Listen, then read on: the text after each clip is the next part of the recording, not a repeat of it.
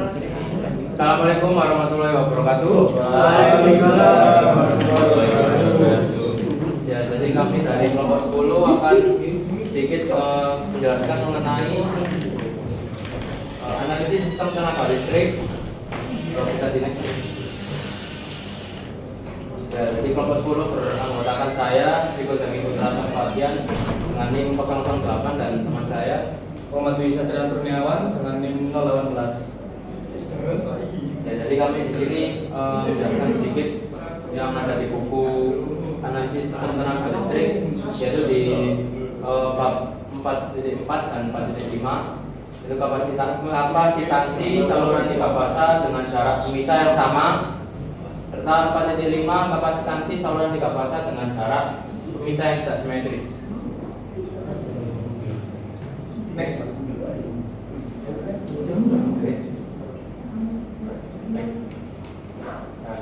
Mungkin bisa dijelaskan teman saya dulu.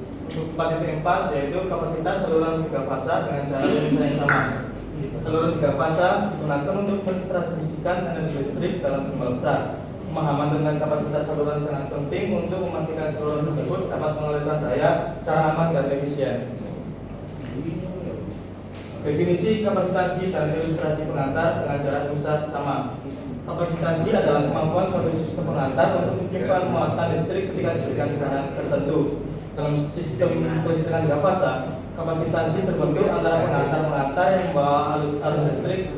Jika jarak antara pengantar sama, distribusi dan listrik yang dihasilkan juga seragam, sehingga memungkinkan analisis yang lebih sederhana. Dalam kondisi ini, muatan pada setiap pengantar dapat dianggap tersebar secara merata, dan efek medan listrik dari pengantar lain dapat dihitung berdasarkan jarak pemisah. Ilustrasi pengantar dengan jarak pemisah yang sama menunjukkan 3 pengantar identik dengan jarak yang seragam, di mana masing-masing pengantar memiliki jarak yang sama terhadap pengantar lainnya, sehingga kapasitansi antar pengantar menjadi simetris. Prinsip ini penting dalam mendesain saluran transmisi yang stabil dan efisien. Persamaan tegangan. Persamaan dasar tegangan dalam sistem 3 fasa menggambarkan hubungan antara tegangan antar fasa PAB atau AC dan tegangan fasa netral PAN. Dengan tegangan antar fasa seperti PAB dihitung dengan perbedaan tegangan antar 2 fasa, yaitu PAB sama dengan PAN dikurangi PBN. Dalam sistem 3 fasa simetris, secara tegangan antar fasa lebih besar dari tegangan fasa netral dengan rasio akan 3, yaitu PAB akan 3 kali PAN. Diagram Pasar membantu memvisualisasikan hubungan ini, di mana tegangan PAN, PBN, dan PCN membentuk sudut 120 derajat satu sama lain. Sedangkan CAB, PC, dan PCA merupakan fasor hasil pengurangan tegangan fasa ke netral, membentuk segitiga tegangan antar fasa. Diagram ini mempermudah analisis sistem 3 fasa yang melibatkan tegangan dan fasa. Hubungan antara tegangan DC dan arus pengisian. Arus pengisian atau charging current adalah arus yang dihasilkan oleh kapasitansi alami saluran listrik ketika saluran diberi tegangan.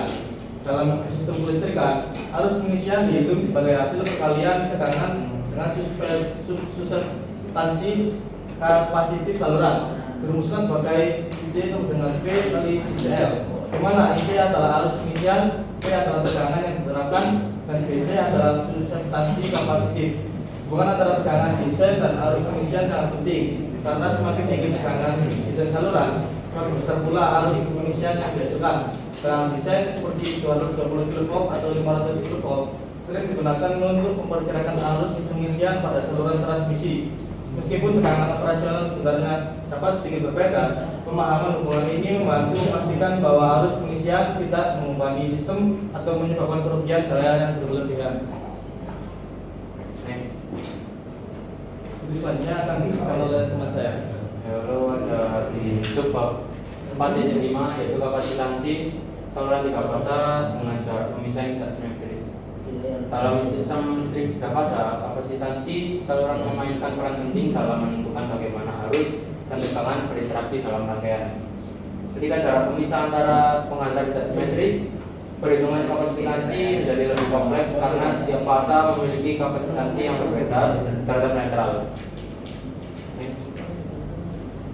Dalam kasus yang ditransposisikan, kapasitansi rata-rata salah satu fasa ke netral sama dengan kapasitansi rata-rata setiap fasa lain netral.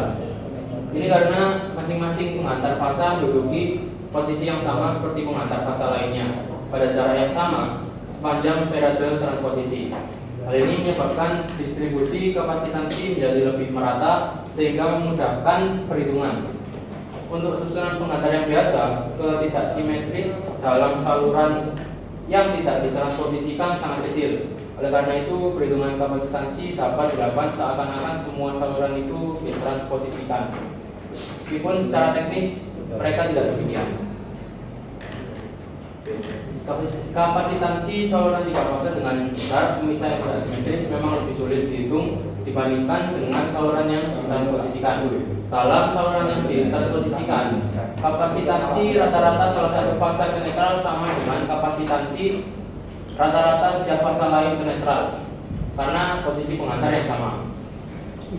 Sebaliknya, dalam saluran yang tidak ditransposisikan, kapasitansi masing-masing fase ke netral tidak sama sehingga perhitungan menjadi lebih rumit. Namun dalam praktiknya, ketidaksimetris ini seringkali diabaikan karena pengaruhnya terhadap kapasitansi total yang sangat kecil. Memungkinkan perhitungan seolah-olah saluran tersebut ditransposisikan. Secara umum, dalam analisis sistem listrik, flux dan tegangan adalah konsep kunci. Flux listrik mengacu pada aliran muatan listrik melalui suatu konduktor atau loop tertutup. Dan tegangan adalah potensial listrik yang mendorong aliran muatan tersebut.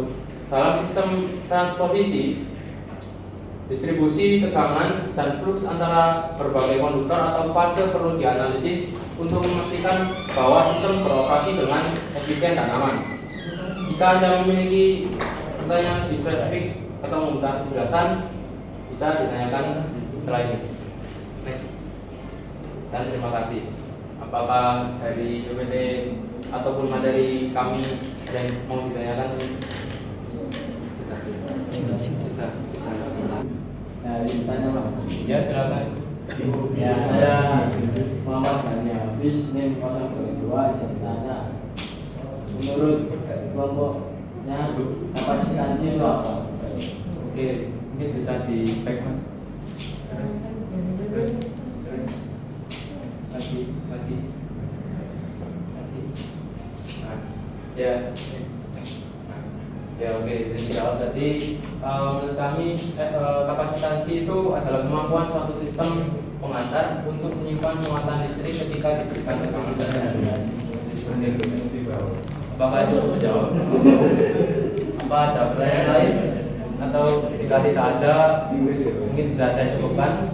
Sekian dari kelompok kami, kelompok 10. Wassalamualaikum warahmatullahi wabarakatuh.